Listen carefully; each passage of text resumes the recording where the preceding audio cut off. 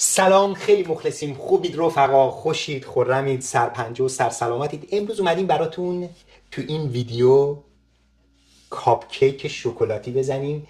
بسیار سریع و آسان و بسیار خوشمزه.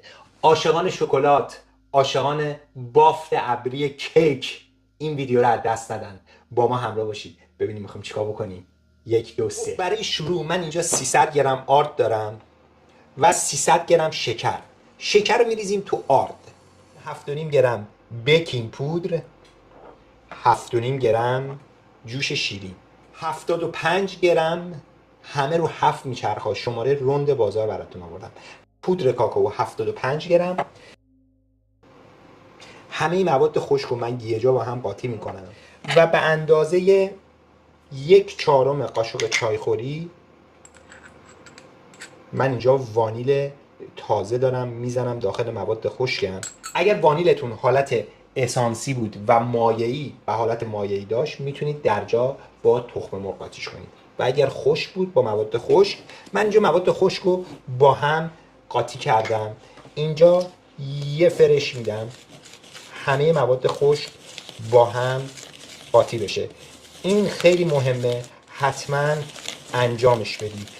اندازه یه بشکونم نمک من میریزم داخلش برای تنظیم طعم کاپکیکمون و اینو ما شروع میکنیم هم زدن تمام مواد خشک رو یک نواخت با هم بخوره. این خیلی قضیه مهمیه توی کاپکیک درست کردن. مواد ترمون از چه قراره؟ 2 تا تخم مرغ بزرگ به مقدار 140 گرم میریزیم کف کاسه. 190 گرم شیر داریم ما در جا با تخم مرغ قاطی میکنیم و اینجا 112 گرم روغن مایع. حداقل روغنی که استفاده میکنید بدون بو باشه که خوشمزه ترم میشه. روغن مایع بدون بو 112 گرم اینم قاطی میکنیم. یه نکته قابل توجه که تمام موادتون به دمای محیط رسیده باشه و این خیلی کمک میکنه به بافت پخت کاپکیکتون، خیلی خوشگل‌تر میشه. تجربه اینو ثابت کرده. مواد تر رو من اینجا یه قاطی میکنم. مواد تر که قاطی کردی یه نکته مهم، آبو بزن جوش بیاد. آب جوش مهمترین قضیه این قضیه است. حتما آب جوش رو در کنار صداش هم باید بیاد اینجوری. 125 گرم آب جوش میخوام. این 125 گرم آب جوش میذاریم بر دستمون و الان میخوایم مواد خشک و قاطی مواد تر بکنیم.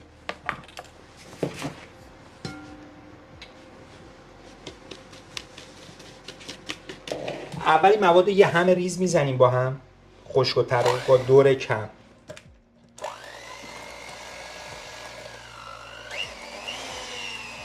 خب وقتی که مواد خشک و تر رو با هم قاطی کردید یه حالت خمیری شکل میشه موادتون.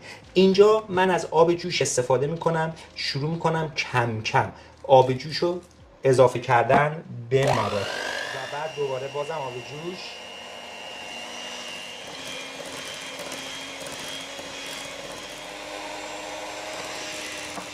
برای راحتی کار من مواد رو میریزم توی حالت پارچ مانند.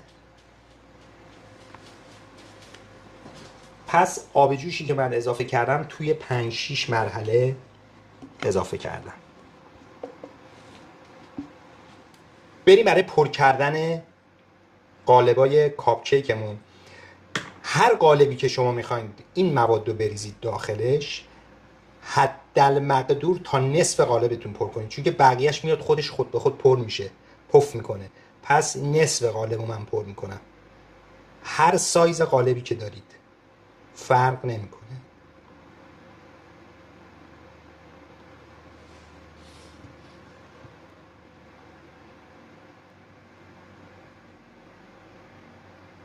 قالبا رو من پر کردم. 115 گرم مواد تو هر قالب من ریختم. قالبایی که من استفاده کردم یه ذره مردافکن و گنده است. قالبای کوچیک‌ترم داره برای کاپکیک که اینا تقریبا میشه گفت خونگی تره و اینا 80 تا 90 گرم توش جا میشه. پس تعدادی که به شما میده به مقدار خونگی بیشتر به شما میده. ولی این کار یه ذره کار بوتیکی تره و کافه‌ای تره. کاپکیکا بزرگ، مردافکن، خوشگل، پشت ویترینی ورداره بره. قبل از اینکه کاپکیکا رو پر کنید دمای فر رو بذارید رو 180 درجه سانتیگراد. فرتون باید داغ باشه، حتما دما به دمای 180 رسیده باشه که میذارید کاپکیکا مثل گلواژه بشکفه. اصلا بریم بذاریمش داخل فر، طبقه وسط فر به مدت 20 دقیقه تا 25 دقیقه به پف کامل برسه. یه دونه خلال دندون یا یه چوب نگیرم بذار بر دستت، به درد این کار میخوره. بریم بزنشون چیکار کردیم.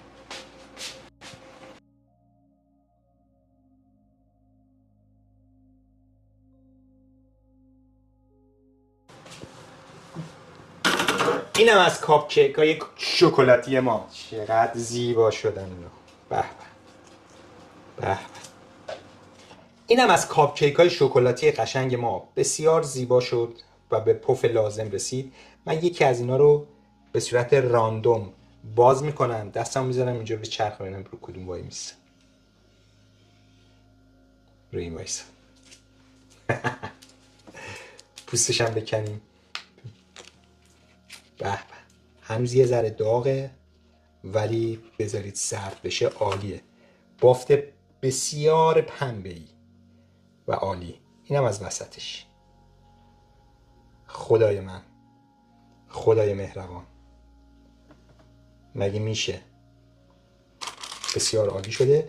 من به افتخار همتون یک ذره از این کاپکیک بی نهایت خوشمزه میخورم، طعمشو به شما میگم که چجوری شده. به سلامتی همتون.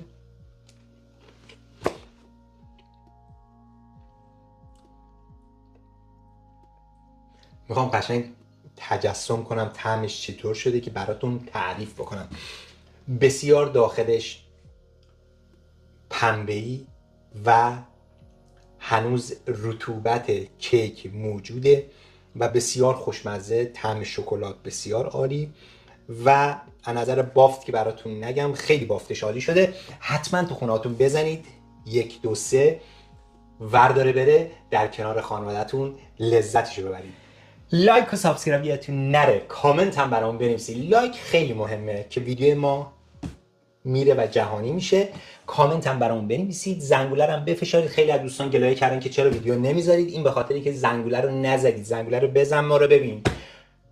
تا یه برنامه دیگه، تا یه کار جدید دیگه، همه رو به خدای بزرگ میسپارم. خدا نگهدار.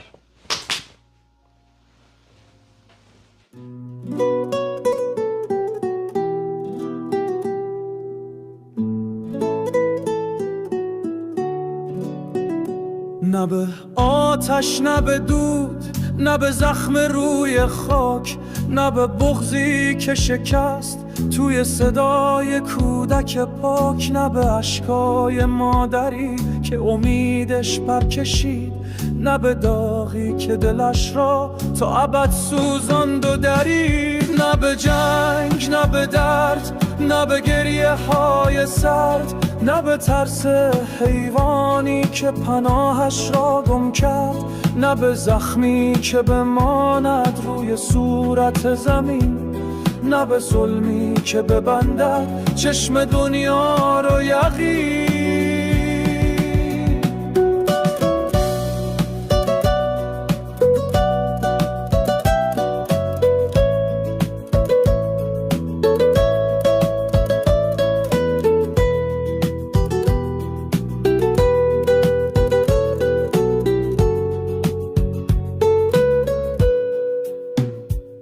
نه به شبی که ستاره ها در دلش گم شدن، نه به روزی که آفتاب در پشت ابرها مرد، نه به لبخند کودکی که جا ماند از جهان، نه به مرگی که شکان بال پرواز جوان، نه به جنگ، نه به درد، نه به گریه های سرد، نه به ترس حیوانی که پناهش را گم کرد، نه به زخمی که بماند روی صورت زمین، نه به ظلمی که ببندد چشم دنیا رو یقین. صدایم را بشنوید در میان این سکوت، نه به این درد و عذاب، نه به این ظلم و سقوط.